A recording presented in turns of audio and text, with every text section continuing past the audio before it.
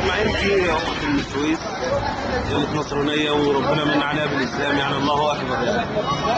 وعرفنا ان اهلها جايين عايزين ياخدوها بالعافيه، وفي اخوه جابوها من السويس واستنجدوا بالاخوه هنا يعني في مصر يعني.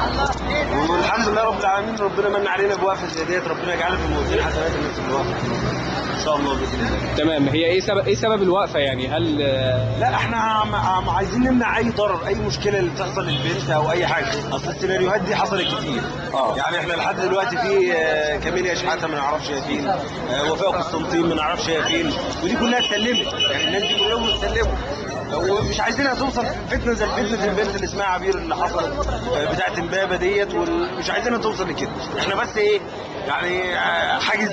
يعني حاجز بشري بس. بص انا اقول لحضرتك على حاجه، صلى على النبي صلى الله عليه وسلم. الموضوع دلوقتي ما بقاش بتاع اهلها ولا بتاعنا. انا على اختلافي مع القوانين الوضعيه والقانون الكفري، بس انا دلوقتي لحد دلوقتي صابر وساكت. عشان ايه؟ اصبر اشوف القانون ده هيجيب لي ايه، هيعمل لي ايه. ما هو انا مش هينفع.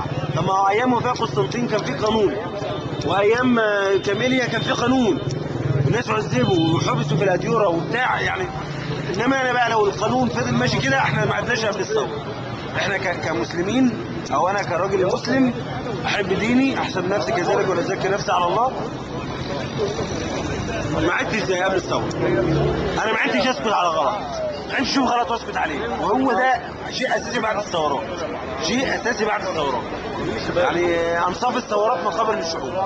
احنا لو فضلنا ان احنا خوف وتراجع، لا احنا عايزين نقيم ديننا بصرف النظر القياده معانا، القياده ضدنا، الدنيا كلها. يعني اعلم ان الامه لو اجتمعت على ان ينفعوك بشيء لم ينفعوك الا بشيء قد كتبه الله لك، ولو اجتمعوا على ان يضروك بشيء فلا يضروك بشيء الا قد كتبه الله عليك.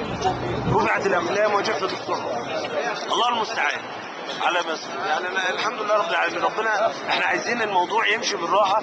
دين الاسلام دين سماحه، دين يدعو هي دعوه كده. احنا مش عايزين مشاكل، احنا ما حدش عمل مشاكل جوه، ولا حد احتك بحد من الشرطه ولا احنا ناس الحمد لله رب العالمين الغالب فينا ناس متعلمين وناس متنورين وناس فينا ناس حافظه لكتاب الله.